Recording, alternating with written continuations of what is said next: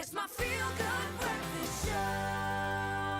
Welcome back. This is your Feel Good Breakfast Show, Expresso, right here on SABC3. Lovely to be hanging out with you on your Friday morning. Right now, it is time for our Tech Roundup with our expert and editor of Bandwidth blog, Theunis van Rensburg, and some very interesting stories, especially throwing it back to the past a little bit. Theunis, welcome, and lovely to have you on a Friday. Thank you very much. Let's start off with some futuristic news. The International Space Station, we know that when you think about the International Space Station, we think high-tech gadget, futuristic things, but they've actually recently only received their first printer upgrade in 20 years. Yeah, and it's not what you think. It's not a cool new 3D printer or anything. Okay. It's just a normal printer. They print up to 1,000 pages a month on the International Space Station.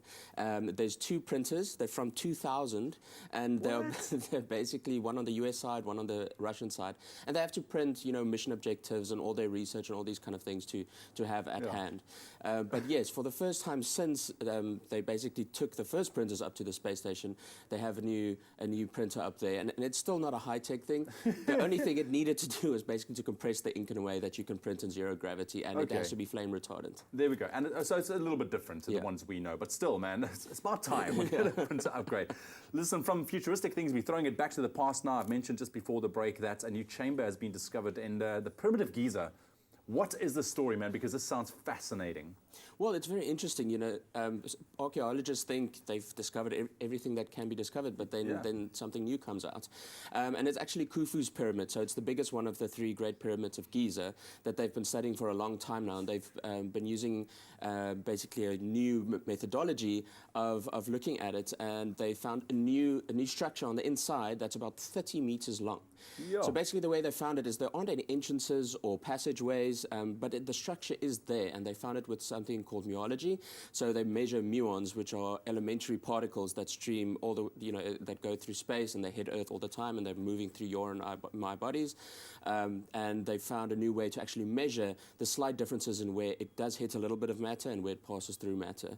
And that's how they found this massive new chamber, and they're super excited because, first of all, they want to see what's in there. Now they just need to figure out how to get there. I wonder what could be in there, but it just gives you a little bit of a take as to how the Egyptians kind of had the smarts to do this. They have no idea how it was built. Dude, that is crazy. That is crazy. Well, I hope the news will come out soon as to what is actually in those chambers. I mean, I think the world is sitting on edge to know as well. Exactly. But back to space news quickly. A new planet was discovered?